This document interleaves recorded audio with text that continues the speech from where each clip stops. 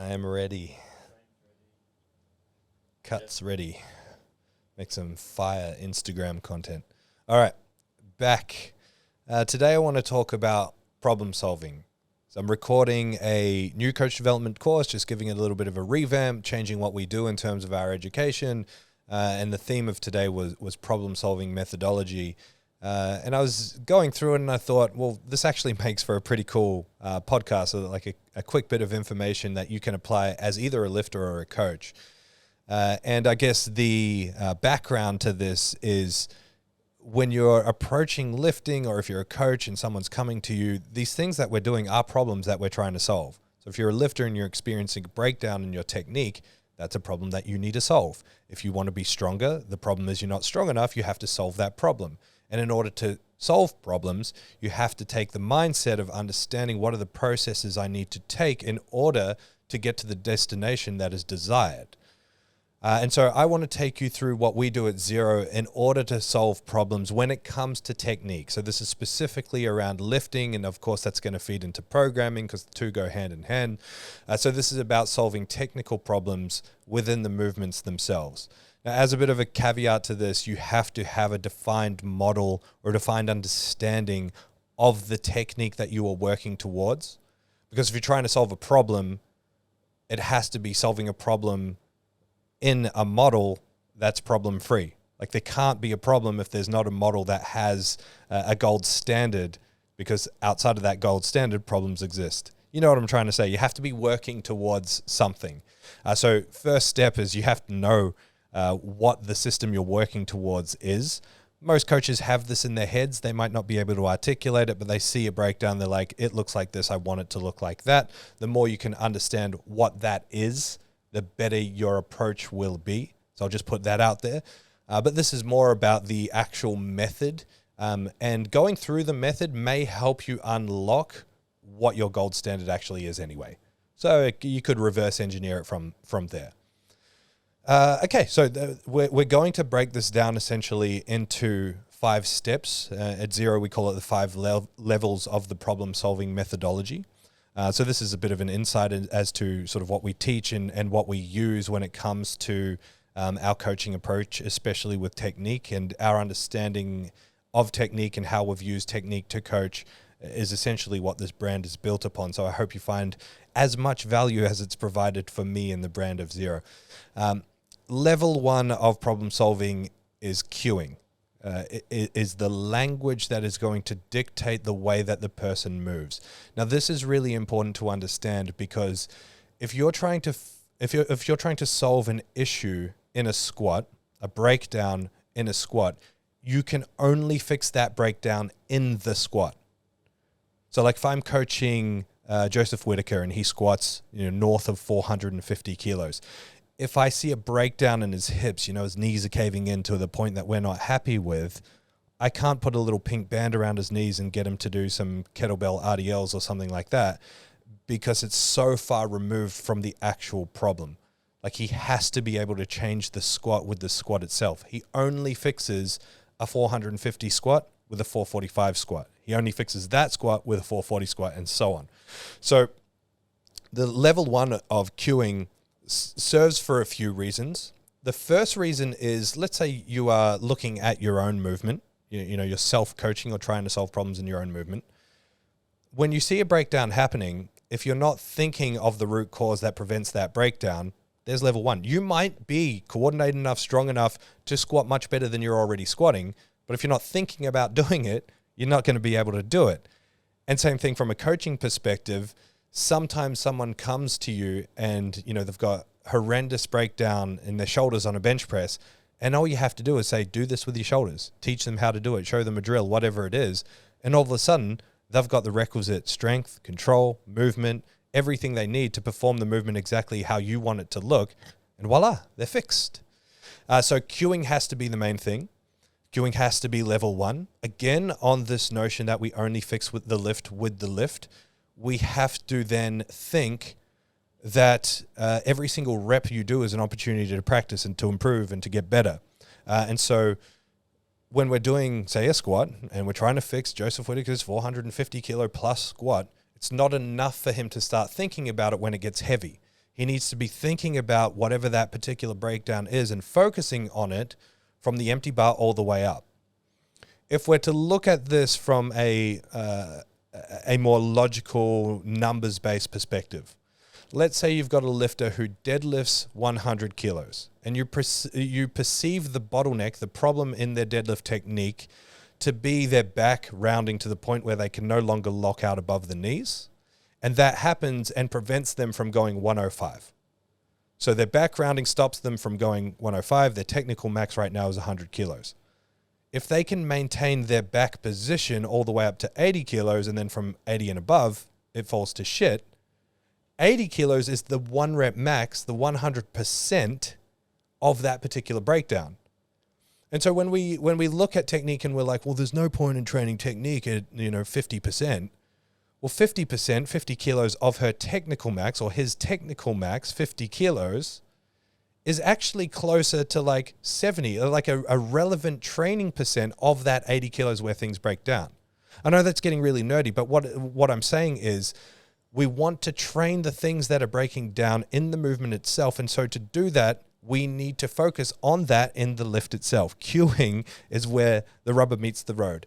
And to just tie off this cueing thing, we need that cueing to be consistent across the exercise selection process, because if you're going hyper-focused on cueing in other accessory movements and that's not being reinforced in the main lift, they're just not going to talk to each other. So you're not going to see a relevant carryover from the chosen exercise to fix the problem into the lift itself. That sort of brings us to level 2 of the problem-solving methodology that we use at Zero. Level 2 of the problem-solving methodology is going to be modulated intensity. In English, what that means is making the lift harder without making it heavier.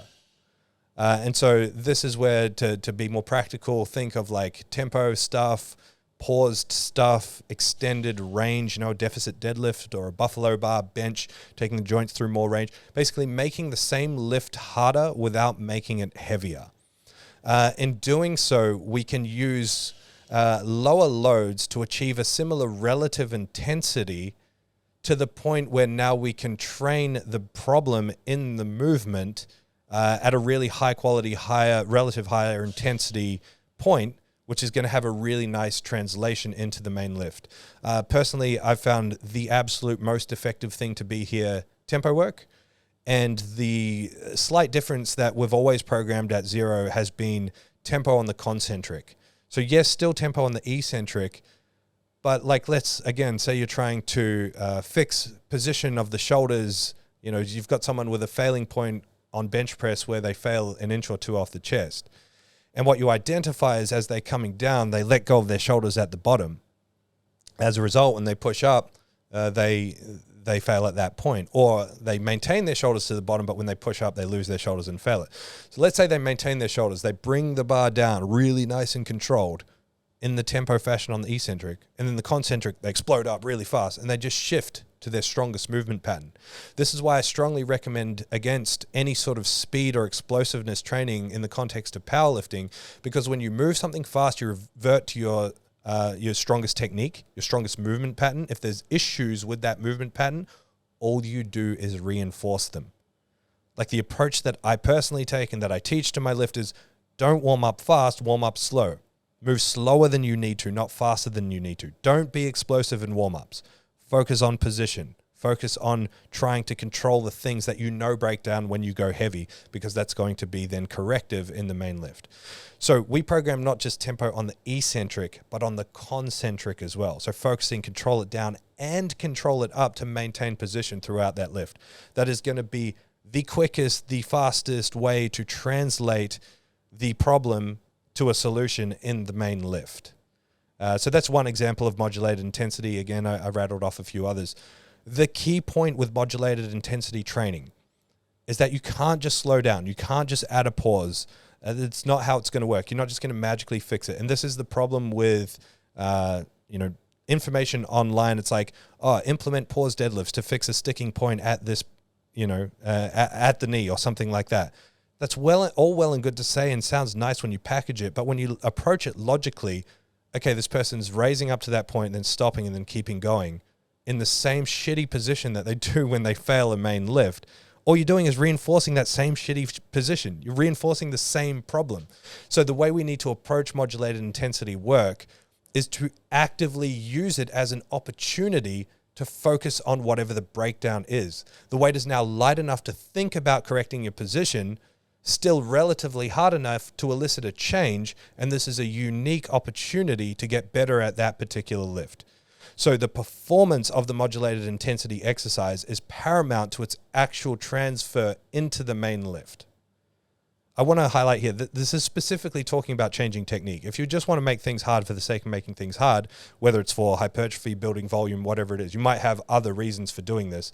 So just as an aside there. But modulated intensity, making things harder without making them heavier, that's level 2. Level 3 is to regress the subsystem or to remove the subsystem. So this is where we will take part of the movement out of the main lift and focus on it independently because other parts of that movement might interfere. Again, let me speak in English here. So when you're performing a squat, you've got 3 main areas that are controlling the performance of the movement. You've got control of the hips, which is going to dictate then what happens at the feet and the knees and etc. Control of the torso, so bracing basically is going to help control the pelvis and control of the upper back. So 3 things. You can focus on the hips without the complication of the upper back and the bracing by removing that from the system.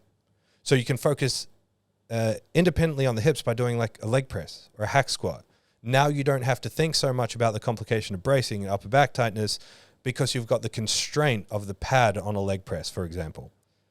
When you're doing this kind of thing, you have to ask a few questions. You have to ask, is it going through the relevant range that I'm going through on the lift? Can I do so in the relevant position? Can I put my feet in the same spot? Can I torque my hips in the same way?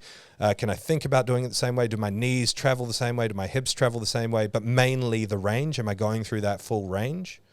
And is it loadable? So again, using the example I used before, a goblet squat, can't take it very far because it's hard to hold something. No, I didn't use the goblet squat example. Forgive me. To use can we cut that part out? To use an example here, let's say a goblet squat. You can take your hips through full range. You can focus on moving them the same way that you would in a squat. But you're going to be very limited with how much you can hold in a goblet position. Whereas on a leg press, you can load the shit out of it. So can I load it in the same way that I would on the main lift? That's going to be level 3. So leg press, for example, for a squat, if we're talking about fixing brace and upper back, how do I get axial load through the spine? How do I take my torso through the same kind of range and loading parameters that I would on a squat? Well, a good morning, an RDL, a deadlift, a conventional deadlift variation, these things are going to contribute in a very similar fashion. You just have to take that thought process. Level 4 is going to be regressing that subsystem. So sometimes within a subsystem, as you isolate it in that sort of fashion, you're able to hide issues unilaterally because of the stability of whatever exercise that you're choosing. So for example, let's continue with the leg press. If you've got a really bad left hip, your right hip's pretty good, you can hide it on the leg press just because you're on a very stable platform. But if you remove one leg and you do it unilaterally, for example, now you can't load it nearly as much, but you can account directly for an issue that might be holding you back in that main lift. So level 4 of the zero problem solving methodology is pretty much the same as level 3, but more like unilateral sort of stuff. It's regressed even further. Regression in this case meaning specificity still there, but loadability probably not so much. And then the final level, level 5, is going to be isolation, which is basically like, if you can't even control at the very fundamental basic level the positions that you need to get into, potentially the muscles that control those positions just aren't strong or resilient enough, and so you can train those muscles independently. Now, with all of this being said, most of this is just accounted for in normal programming, as in like most squat programs will have something like a main lift squat, maybe some variation across the week, a high bar squat or a pause or a tempo squat.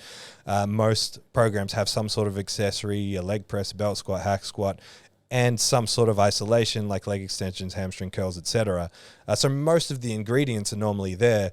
what this process should take you through is the specific thought process in terms of when to program particular things, but also that thought process in terms of how to approach them from a queuing perspective to ensure that what you're doing in your accessory work is serving the function that you're telling yourself it is. Because a lot of the times people will program tempo work, pause work, will program accessories with the notion that this is going to fix part of your main lift, and then do literally nothing about connecting the dots to ensure that it does fix that part of the main lift.